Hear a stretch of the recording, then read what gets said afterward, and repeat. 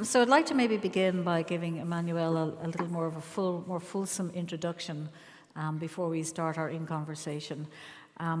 Emmanuel is an architect and an urban designer. He's creating a model of resident-driven community development in neighbourhoods that have suffered the effects of long-term disinvestment, and he's given us, in a very extraordinary 20 minutes, a sense of how he goes about that work in his keynote. And as you know now, he's a co-founder and executive director of Sweetwater Foundation, and we're going to unpack a little more in detail that work that he does there. But it's also important to say that from 2011 to 2019, Emmanuel was director of aquaponics at the Chicago State University. He was also the Charles Moore Visiting Professor at Ailbhe College of Architecture and Planning at the University of Michigan until 2019. And in addition, he was a Loeb Fellow at the Harvard University Graduate School of Design. So, Emmanuel, we're absolutely delighted to have you here with us. I think for all of us that were at your keynote, we feel really inspired and energized, and we're delighted to have the chance maybe to sort of talk a little bit more at a more reasoned pace about some of the extraordinary work that you're doing.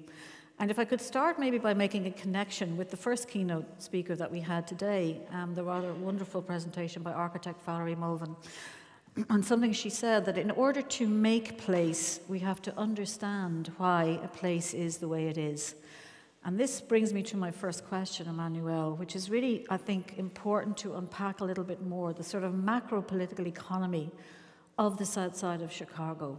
You gave us a swift sense of redlining and how it is that actually, I think you draw on, and you have a keen interest in the notion of spatial disciplining by Christine Bauer. And so I think it's a very interesting articulation of your working against that, if you like, or disrupting that, or certainly trying to address what has been a systematic disinvestment of the neighbourhood. But if you would maybe begin by just telling people in a little bit more detail about how it is that the south side of Chicago has come to be the way it is. Yeah. So, 1900. Actually, we'll go back to the Great Fire of Chicago of 1870. When the city was leveled, it was a moment for the tabula rasa, start new. Cities were starting to form, early stages. And at the time, you were in the Reconstruction era here, so it was just the period after. Like fresh after slavery. So labor was being rethought, work was being rethought, and land was being rethought.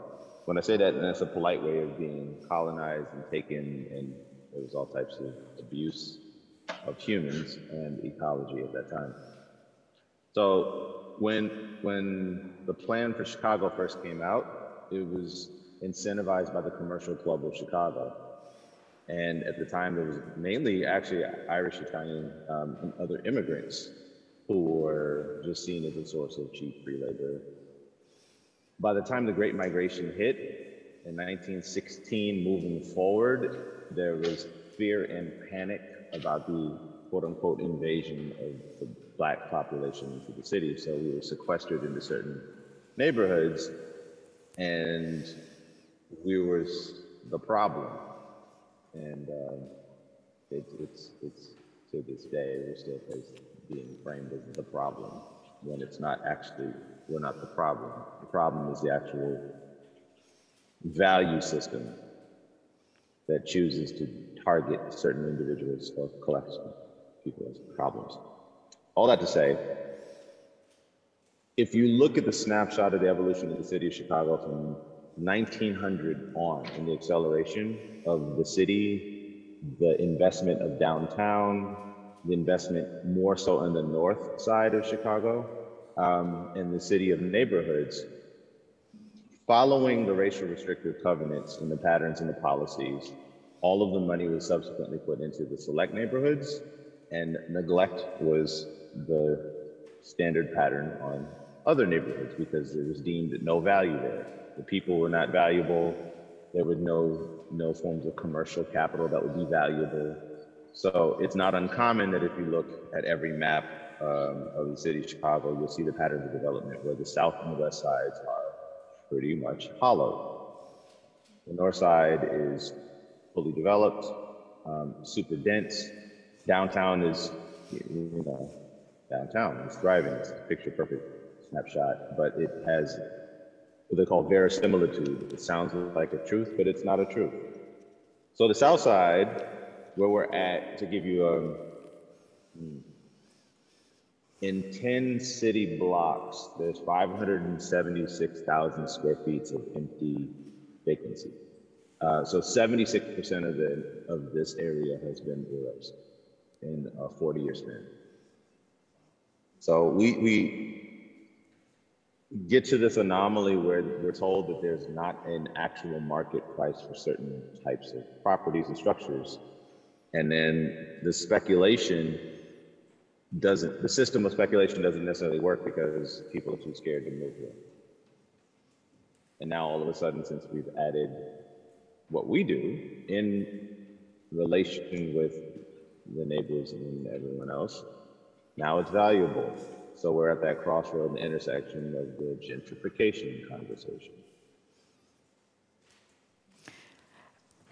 Emmanuel, can I ask you, just picking up on that sort of thread, it's so impressive to see in a short 20 minutes the kind of capacity that you have in the Sweetwater Foundation to acquire the buildings that you have acquired and to transform the neighbourhood in the way that you have. But working within that overarching frame, as you've just described, historically and now in the contemporary sense, the level to which you have to negotiate, argue, presumably campaign, work around, work through, and be clever about the bureaucracy of the city in order to achieve maybe perhaps even a fraction of what you're achieving. And the reason, my question is really coming also again from both your keynote and an observation earlier in the day when an artist who was speaking actually was talking about how important it is to work with the bureaucracy. And I'm wondering, could you tell us a little bit about how, as an architect and the director of Sweetwater Foundation, how you negotiate and navigate what must be pretty unyielding technocratic frameworks in which you have to try and make these extraordinary transformations? Yeah, actually, it came up in a question just before the session. I don't know if it was in this room or different, where someone says, well, how do you deal with the realities of capitalism, absentee owners and absenteeism? So this particular location, and actually a lot of our values-based partners suffer the same thing, where you have somebody who owns property that this is totally neglectful and they have no investment in the only investment is like from a distance. And then you have the city or the government that knows that they should be doing something for the public good and they want to, or they should, but they don't necessarily have the capacity or a connection. So what we do is we like to frame things in a way that makes sense across the board. Are you for housing? Are you for education? Are you for supporting and sustaining life? Are you for actual food cultivation and a better future? So we keep the rhetoric of that frame and then spatialize it. So in a space that used to have a house, we make very, very, very bold and relentless reminders that there used to be housing here. There used to be people and families here. There used to be, and then we identify, why did it get erased? How did it get erased? So, for example, on the site that I'm standing right now, which is currently a farm, it's really easy to get short sight of history and say, it's just a farm there. It's just an open space. It's a beautiful green space. But we remind folks that there was 24 houses on this site that were viciously erased due to a policy of negligence that says it was slum clearance and what have you over time to erase it at the price of approximately $30,000 to $40,000 per house for the demolition, now you start to get into numbers and figures that make sense, that don't, it's, you know, it's a snapshot that says, now we're starting to go quickly into how much money was expended to just support and justify the erasure. Then when you do that, well, what's supporting it to become something that's not just a whole, that's not just the space of decay, that's not space of violence? And so the conversations and the way we frame them, both in the words, the rhetoric, the value, the intent, and the space, that really resonate to what people really need to do or want to do for the future. And so we say, well, like, at the cost of next to nothing, we can do the basics. We can do this, we can do that. And over time, the relationships we've kept with select individuals within the city planning department, within the government, within various institutions, we've found a huge, enormous network of allies that allow for us to operate in this interstitial way. There's an in-betweenness. I mean, even like we the publics. This manifesto is just reigns true in so many different ways that even when people are bipolar in terms of their political values, they still say, I think that education is essential. I still think that, you know, water is a source of life. People might, they have different values. But we find a way to bring people together to create that interstitial moment and to do an installation like an urban acupuncture so that we can frame it and then create a space to have a dialogue and a discussion. And it's always nicest when you have like a nice plate of food, a pint, you know, some good music. Can you disagree? Can you unpack a little bit the notion of the urban acupuncture? Because I think it's very resonant in the sense of, particularly, let's say, in the context of the Creative Places program unfolding here in Ireland, you know, where there are now eight initiatives and another 3 to come on stream, where there'll be a long-term investment in encouraging, if you like, and developing cultural practice at a local level. But many of the places, and we all know this, it's not just are contested spaces and have very particular histories and very different meanings to different people. So I'm interested in the notion in your practice of urban acupuncture, because I think in Ireland it has a particular resonance. And I wonder, could you just tell us a little bit more about that? I think it's in the context of the Commonwealth Project. Yeah, absolutely. So when you have in our case, you have so much emptiness or hollowness that has such a deep pain and trauma associated with it. Or depending on what generation or what level of association to that space or place you have, the trauma might, if you've been born into it, it becomes apathy and neglect. If you've been born outside of it, you place blame and victimize the people that are there, saying, why aren't you doing more for yourself? So you have this very diametrically opposed networks of humans that is the moment where we say, let's identify if this space is empty.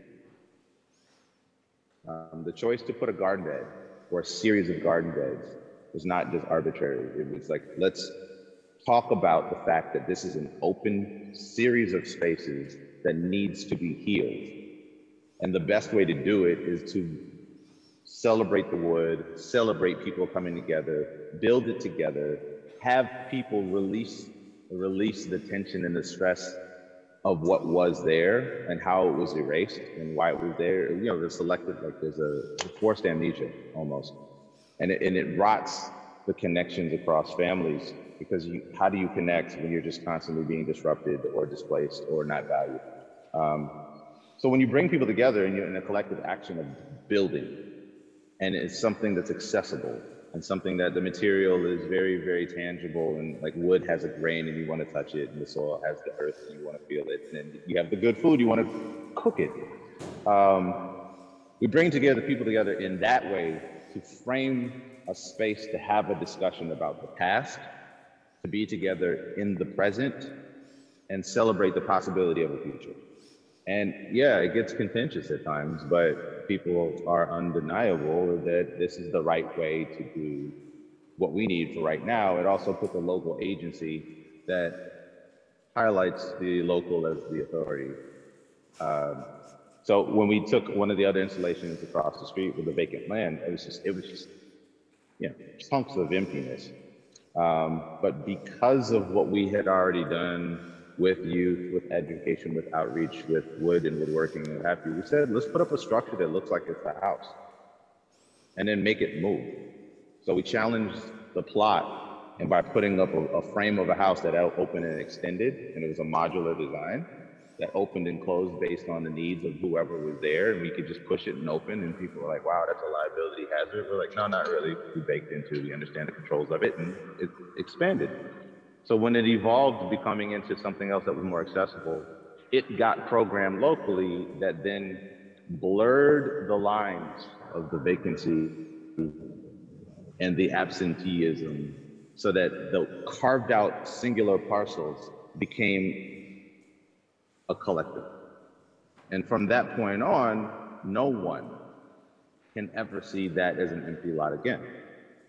So we frame these through the art, through the installations, through the geometries, through the architecture, through the wood, through the design, to activate a space to talk about it so we can release a lot of those pains and traumas through movement, through dance, music, through food, through resonance. And then inevitably, it just becomes a respected space that can't be controlled. I'm really taken with this, with your phrase, highlight the local as the authority. And I think that's one we might rehearse back here in Ireland from time to time, because I think it's just really wonderful. I'm going to open it up now to the floor in a couple of minutes, but I'm just going to ask you one more question. I'm being a bit selfish, if I may, which is you were talking there about the art and the architecture, and I wanted to ask you a question because it's about an artistic practice, and it's about the notion of architecture as a spatial practice that folds in to a locality and is embedded in a place in a very particular way. I want to ask you, how much of it would you put down to instinct?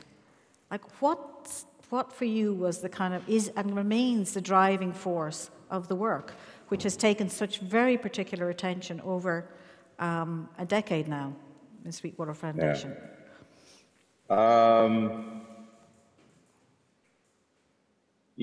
I get asked the question all the time, especially with the MacArthur Fellowship recognition. They were like, was this always the plan? I was like, well, the plan was just to figure out how to best to support and sustain life. That's the plan. There are ideas and concepts that evolve over time, but it's a biodynamic feedback loop. You do an installation, you're not stuck on it has to be that way. And then I think the rigidity of the mechanistic approaches toward planning and architecture and derivatives that say that it has to be this way and only this way and this material and only for certain types of money is where it actually fails the local. The local has to have space to be able to tell you what's working and what's not working. The local is the actual expert on the space. The local has the tacit knowledge. They're in rhythm. There's a frequency of a local, of an everyday, of an every moment, over time, over years. There's an intuitive knowledge and implicit wisdom in the local. So when we first came into this space, we were asked in, we rooted in, and we collectively re-rooted. When I say we, I mean our team, residents, neighbors, children, nature, the birds, all of the 30-something species of birds that are now our collaborators, even the community cats. We said, let's listen to the knowledge that is here and be open to what works and what does not work. And it's the biodynamic feedback loop of doing installation and to leave enough space for the place to become resonant is the key thing that is worked towards is survivance of the space. The last thing I'll say is we took typologies of things like, if it's an empty lot, Well, how do we flip it? And we have a word play that we like to do a lot, from blight to light. If you cross out the B, you get that light. So what's the installation that we need to do at this particular moment of stress and trauma to allow for somebody to shift their view and a worldview and perspective, to then share a moment of a discussion so they can remember, share a conversation, dialogue, food, et cetera, et cetera. So when we when we first, in 2014, I was like, if we have a farm, we have to have a barn. But in the city of Chicago, when you tell somebody you want to have a barn, they're kind of like, what? In the middle of the city? Why? Oh, you crazy? Yeah, a little bit, but so what? You're crazy too. You know, I got a better version of crazy. So, so we said, let's keep it open as a pavilion. The amount of pushback and resistance that we typically get for doing the most basic and fundamental things is actually like, it just highlights the rigidity and foolishness of systems. That allows for us to question together, like, why are you giving us pushback on putting something that has a historical context that is the thing to do, that was based on what houses were like. This is the typology that if you know how to do a mortise and tenon, if you know how to make this, you know how to raise it as a collective raising of a barn, then of course the house is going to be celebrated. Of course somebody's going to know, well, like, oh, I have a relationship to my front yard, my backyard. If something breaks, I know how to fix it. And it allows for a local resonance to share, this collective process of rooting that, quite frankly, most of the state in the nation, like the statehood, does not necessarily register in its numbers. It just, it doesn't fit in the equation. So yeah, we had to flip it. We like to flip it. Well, you say that casually, but we all know that there must be an awful lot of work in flipping it. But we are deeply appreciative, of that sense of the bravery of that, if you like, and the absolute kind of compelling levels of expertise at a local level. Because I've had the good fortune to be at Sweetwater, and it's really an extraordinary place to visit. I'm conscious that it's been a day of listening to a lot of very interesting and wonderful things, but we do have an opportunity here. I'm sure people would like to ask Emmanuel a question. We have some roving mics, so I'd like to open it out to the floor if anybody has a particular question for him. I must be generous. Or even a reflection. It doesn't have to be a question. Anything that's been preoccupying you. I'd like to know more about his work.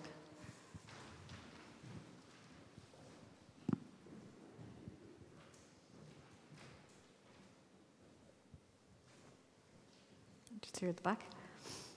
Thank you.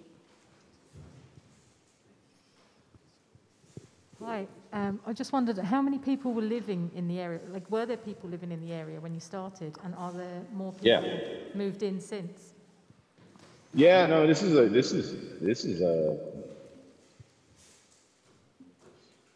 so we have in the stretch in the area, the Think Do house that we took over and brought back to new life is a space of residence, in the space of installations, what have you.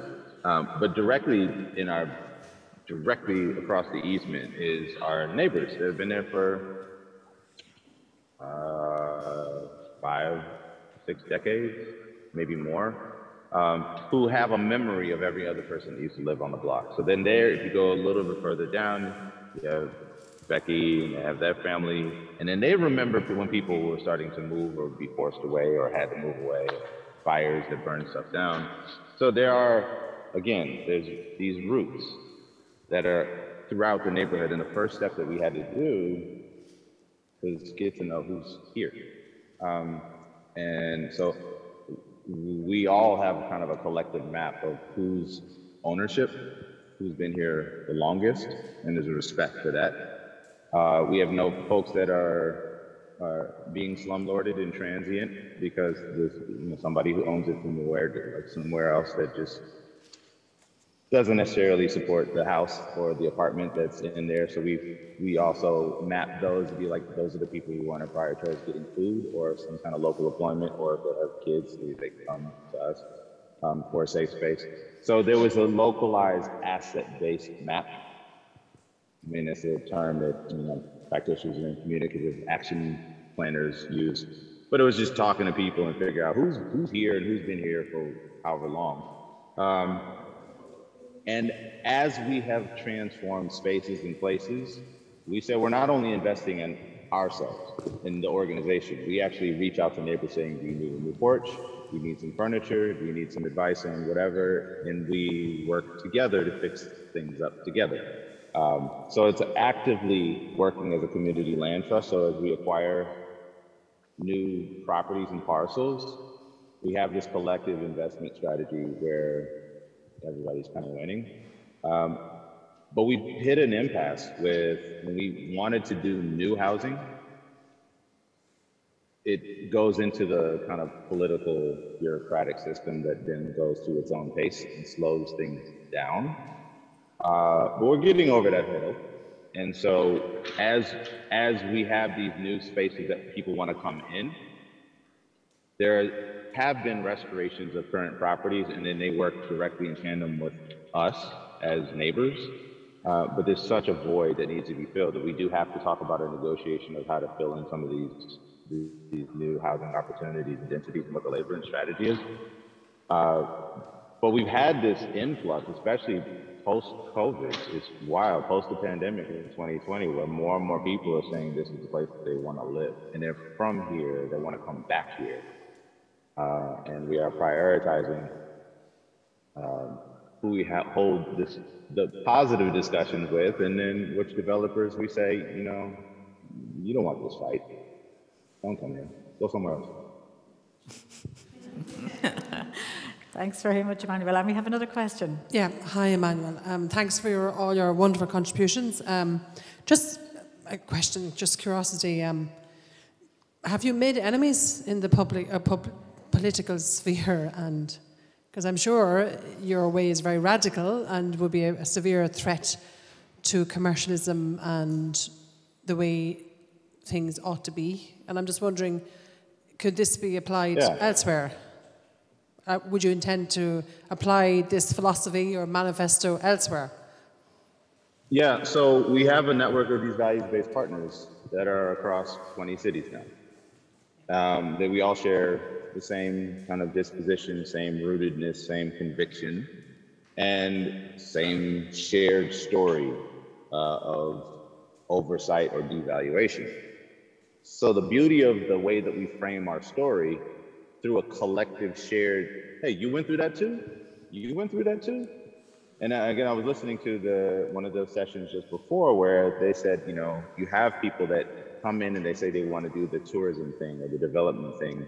But when there was a unification of those people that shared those same values, it disrupted the path of development. So to answer your question, yeah, we've made some, we've created moments of too many speed bumps that have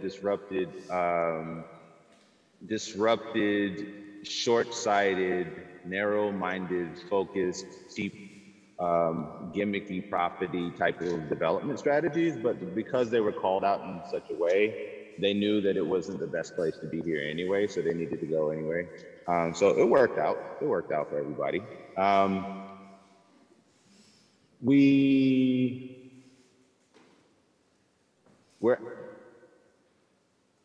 We haven't made political enemies because actually one of the best ally we have is our local government, our alderwoman, who is actually at odds for the most part. She fights with the community tooth and nail, like tried and true, and to the point where everybody's worried about her health. So we're all worried about how long she'll be in position. But she's relentless in it, and then when we find our alliance together, she was like, my job is to support you. And we're like, well, our job is to support you, to keep you here, to keep you happy and healthy. And then when some developer wants to come in, we say, have you gone through her yet? And then she said, have you gone over there yet? You know what I mean? And then there's a pathway. Nobody wants to do that ping pong anymore. They feel like a cue ball. So in the political world, this is a fun fact. You would think that this is political 101. You would think that we would have support at the city level from the mayor. And we do, but not one has shown up yet. Not yet. And it's interesting because it's an issue of control, and the organicity and the just the level of emergence that happens here, which is the right thing to do, doesn't necessarily get the political support it should. And unfortunately, that does impede other pathways of development, but it does give us our space to operate, so we're all good for now, if that answers the question. Thanks very much, Emmanuel. Are there any other questions? Maybe I will say we got a lot of haters. We have a lot of haters, but that's okay too. It means you're doing your job. Maybe while people are gathering thoughts there, Emmanuel, I think it's kind of interesting. It's not just interesting, it's an important confluence today, because today the Arts Council launched their spatial policy, the Arts Council of Ireland here, and I think it's quite an important document, and I was just looking at it in terms of it's saying very clearly the reason that they've launched it is the belief that arts and cultural expression are central to the creation of meaning in place, and the ideas of place identity and place making. And I think this is something we would all subscribe to. But also, I think they've written very large values and underpinning principles of the strategy. Things like belief in the intrinsic value of the arts in our society, the principle of socio-spatial equity, transparency in decision-making, the social value of the arts, and sustainable and high-quality design and partnership. And I suppose my question is, and you've touched on it to a degree, how important is it for an initiative like Sweetwater? Is it an aspiration that you would influence policy at that level? In the States, is such a thing possible? And I suppose the question is maybe to reflect back for us here, with a document like a spatial strategy from the Arts Council, it gives us some more ballast in our work. It gives us some more armour, if you like, fuel in the tank. And it's about how to make that connection between practice and policy.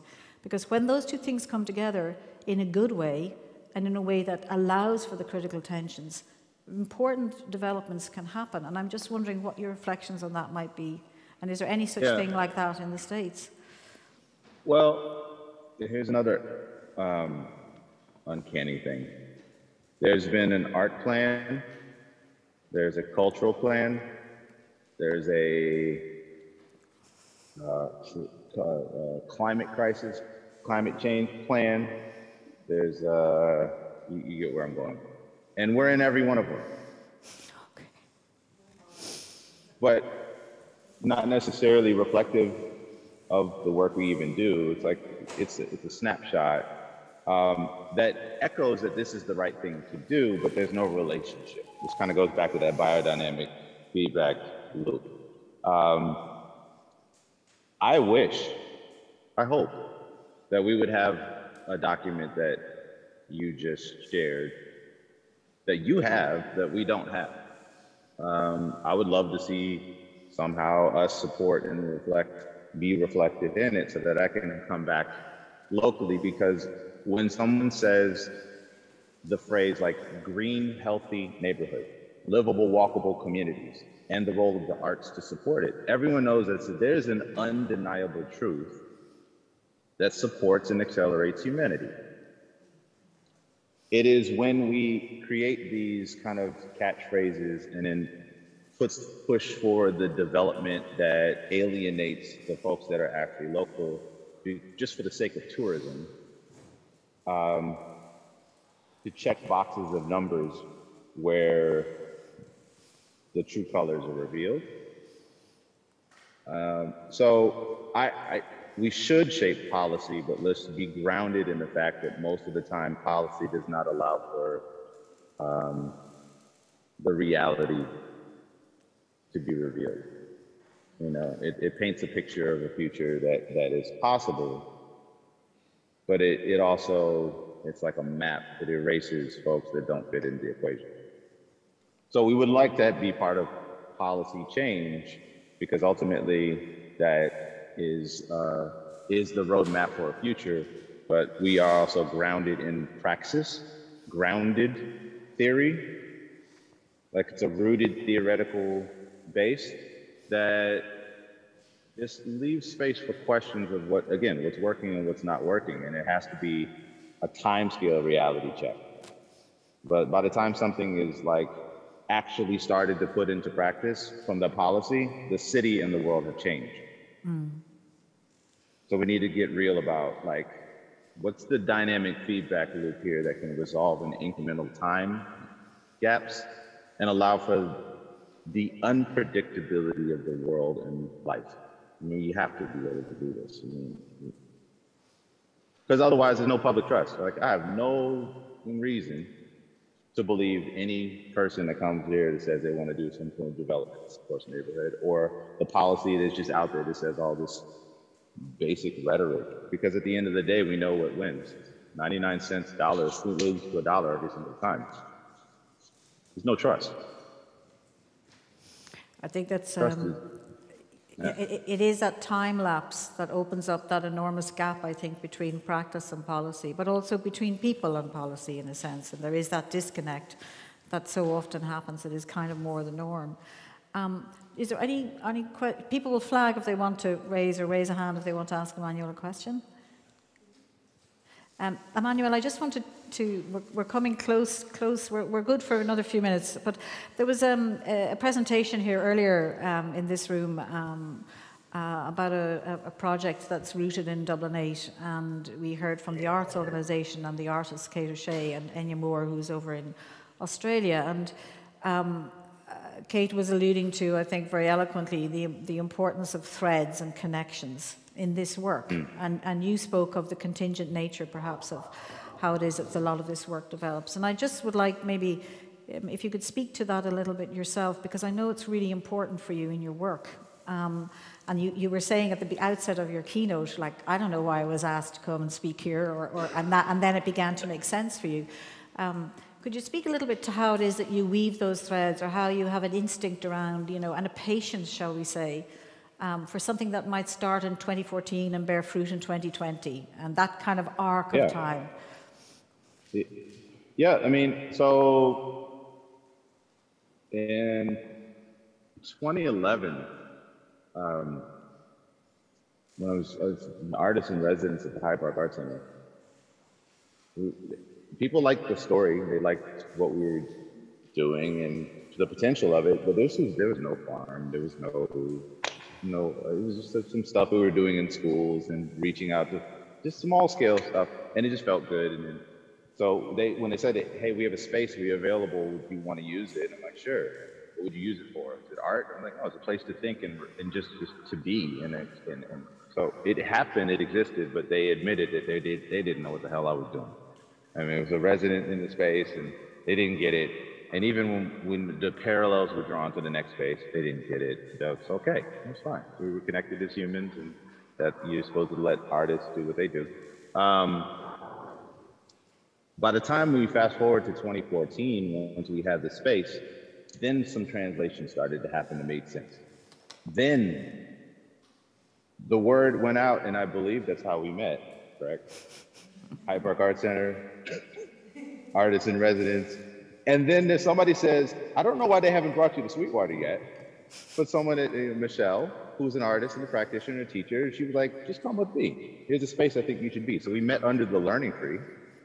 We like to name everything. That's a really important thing. There's a naming convention of how you have to name the things to reclaim the spaces, to forget some of the traumas. So we just sat in the learning tree, and then we connected. And I was kind of like, I have no idea why you're here, but hey, nice to meet you. And then I think you were asking me repeatedly to co-share and author something that I was kind of like, why are you even so much? We don't know each other yet. But then we were like, there's a connection, there's a resonance. I looked you up, I read some of your stuff. I wish I had more time. I wanted to, so there's this odd synchronicity and serendipity that you have to be in tune to and appreciate and respect. And then we were like, okay, well, we're connected. And next thing you know, we stayed connected. We kind of went our separate ways. Just bear with this meandering root ball of a wayfinding. So we go off, time goes away, a year passes. And then I get this random email to be part of a conversation of our art and community in Helsinki. Like, why? Because somebody in Chicago that knew somebody about us and Sweetwater and our conversation in Ireland, it was like, well, you should be part of this thing in Helsinki. Okay. So then we connect, and I meet Adam Sutherland from Grisdale, and another person I share these values with. This is amazing. I don't know why I'm here, but here we are. Which then, a month later, found us an invitation to the Ireland Museum of Modern Art. There were 5 of our team to go there to be rooted in practice in a shared locality of building of a place for a fair land that Grisdale had put together. And then we met in person in Ireland. So point being, it was just like this connection after connection after connection that was just kind of like the universe, like, you better listen. Just pay attention. And so we get these reminders constantly that if you do not pay attention, there's dire consequences, because we have these humans that we should be connecting with, and that's our job on the planet, to be more responsible.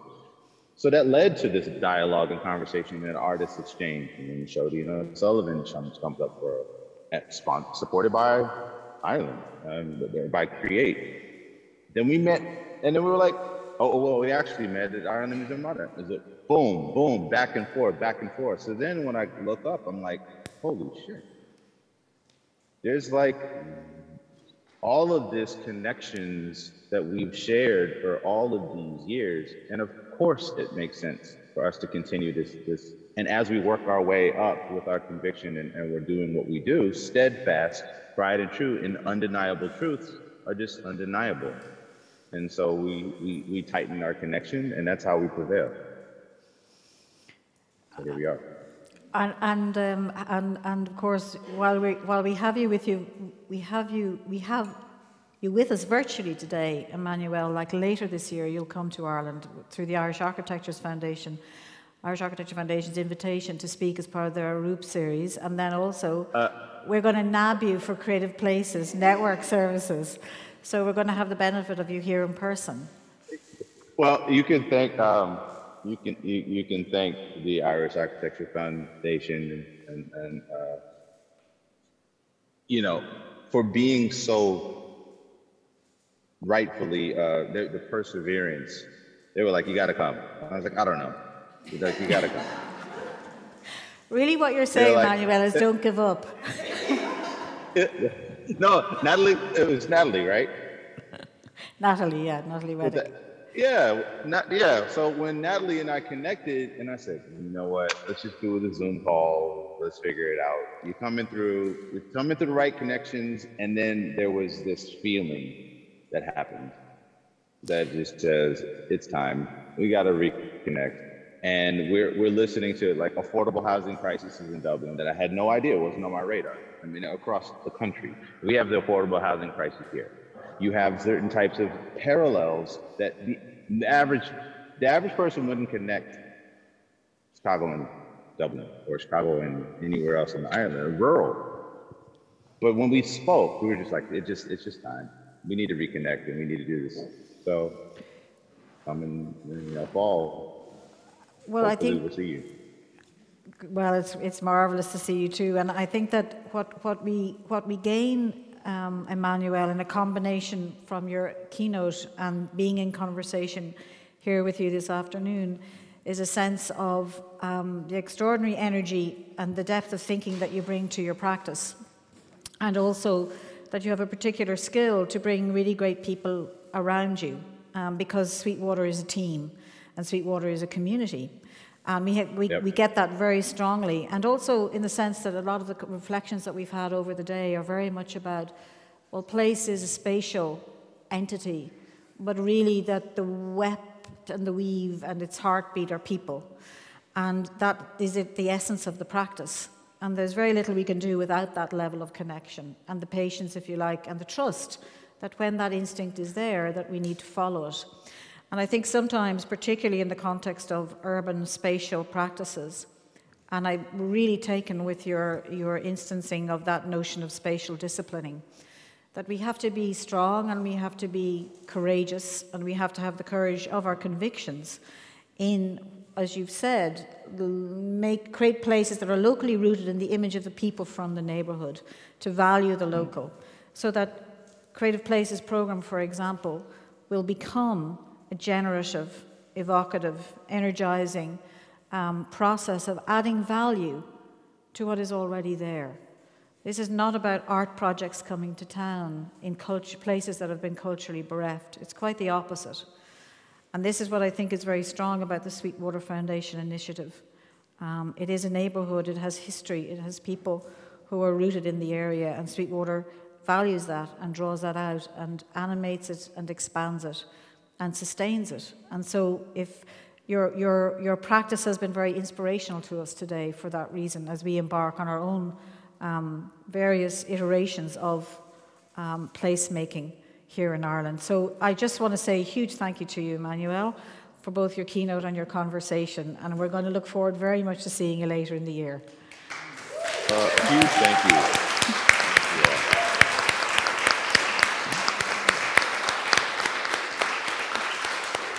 And I will say that being the big head on the screen thing, like the Wizard of Oz thing, is so weird. It's just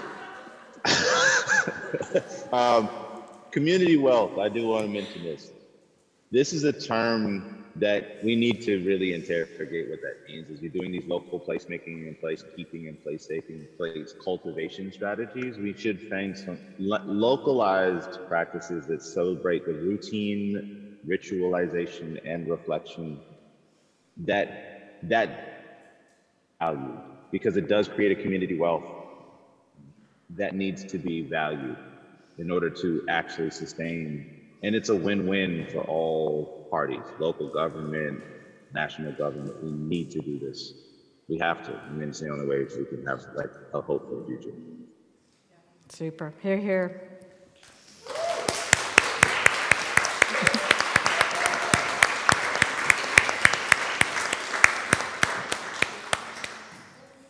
Thanks, Emmanuel. Thanks, everybody. Thank you.